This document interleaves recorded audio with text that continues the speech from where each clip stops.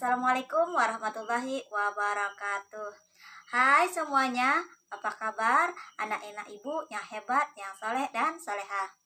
Ibu harap semuanya dalam keadaan sehat. Amin. Jumpa lagi pada hari ini dalam pelajaran pendidikan agama Islam dan budi pekerti kelas 5. Pada hari ini kita akan belajar tentang pelajaran baru, yaitu pelajaran 4 dengan judul Bulan Ramadan yang Indah. Dengan subpelajaran kita pada hari ini adalah puasa di bulan Ramadan. Dalam video kali ini ada beberapa materi yang akan kita bahas.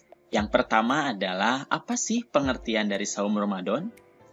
Kemudian yang kedua, apa dasar hukumnya? Dalilnya mana?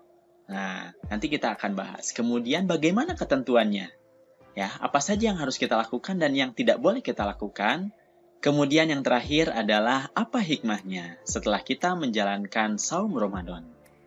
Oke, kita langsung bahas. Materi yang pertama adalah tentang pengertiannya.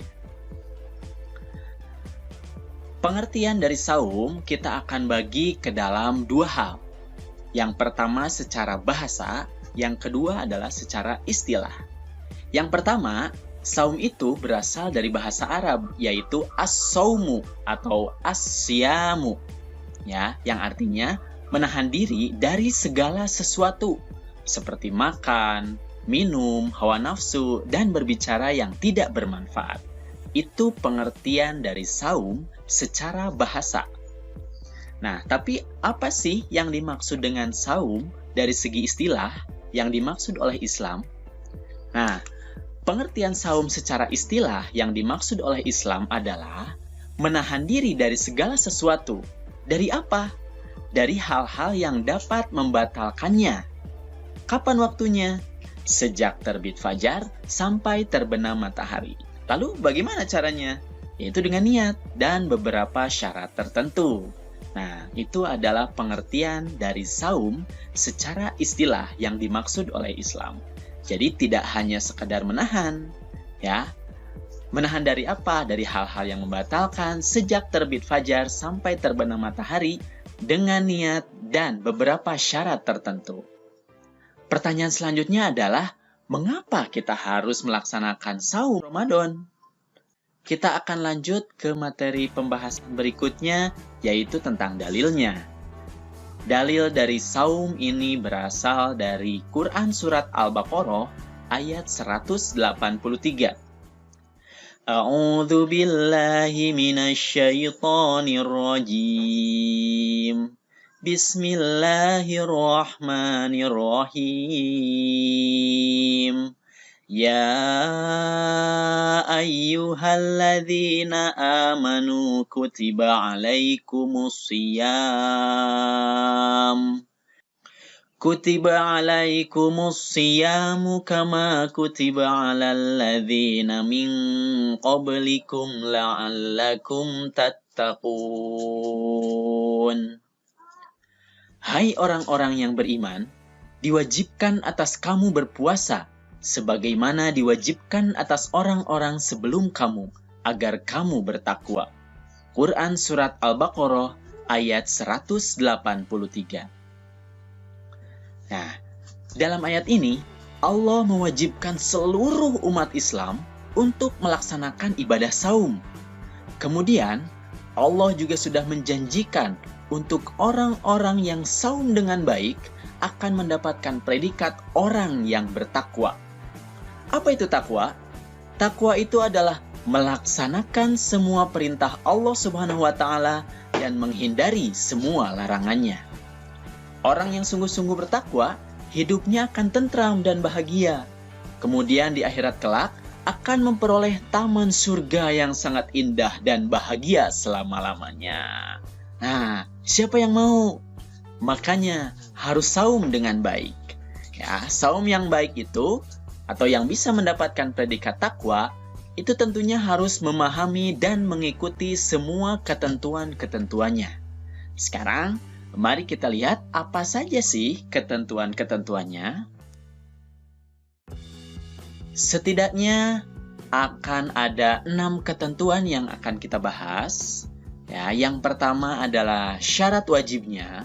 kemudian syarat sah saum, kemudian rukunnya, hal yang membatalkan, kemudian orang-orang yang boleh berbuka atau yang tidak saum, kemudian yang terakhir adalah amalan sunnah yang harus kita lakukan supaya kita bisa menambah pahala saum kita.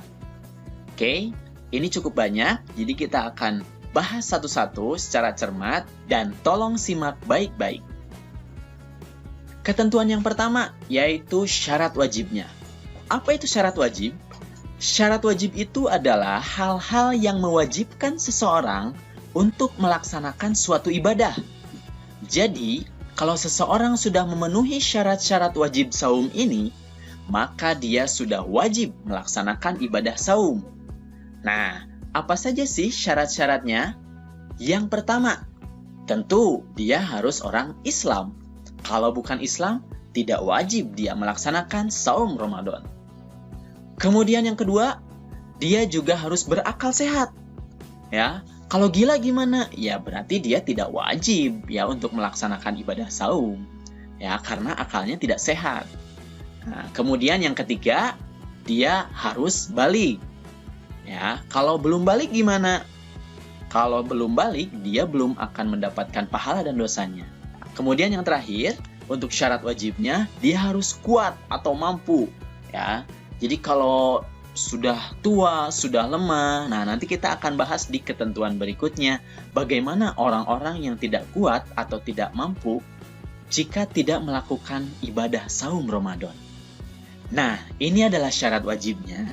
Jadi, kalau kamu sudah memenuhi 4 syarat ini, berarti kamu sudah wajib untuk melaksanakan saum Ramadan. Kemudian yang selanjutnya, yang akan kita bahas adalah syarat sahnya. Nah, jika seseorang sudah wajib saum, maka selanjutnya dia harus memenuhi syarat sahnya. Ya, saumnya ini harus sah. Ya, syarat sah ini adalah hal-hal atau syarat-syarat yang menjadikan puasanya itu sah atau diterima. Jadi, sayang sekali kalau sudah saum tapi tidak sah. Ya. Nah, ini adalah syarat sahnya. Yang pertama, tentu dia harus Islam. Kalau misalnya ketika puasa kemudian dia berpindah agama ke agama yang lain, berarti saumnya tidak sah. Ya, kemudian yang kedua, ya, dia juga harus mumayyiz. Apa itu mumayyiz? Mumayyiz itu berarti dia sudah dewasa. Dia sudah bisa membedakan mana yang baik, mana yang buruk, mana yang benar, mana yang salah. Itu adalah mumayyiz. Ya, jadi dia harus bisa membedakan itu. Kemudian yang ketiga, dia kalau seorang perempuan harus suci dari haid dan nifas. Nifas ini adalah darah yang dikeluarkan setelah melahirkan. Jadi, ibu-ibu atau perempuan yang haid atau yang mengeluarkan darah nifas, dia tidak wajib untuk melaksanakan saum Ramadan dan tidak sah juga kalau melaksanakan saum Ramadan. Ya. Nah, kemudian syarat yang terakhir adalah harus dalam waktunya. Kalau tidak dalam waktunya bagaimana? Ya berarti tidak sah. Kapan waktunya? Tadi di awal sudah kita bahas, yaitu dari sejak terbit fajar sampai terbenam matahari atau azan maghrib. Ya. Jadi kalau di luar itu, misalkan saumnya jam 12 malam bisa atau tidak? Tidak bisa. Saumnya pasti tidak sah, ya, karena tidak sesuai dengan waktunya. Nah, ini adalah syarat sah dari saum Ramadan.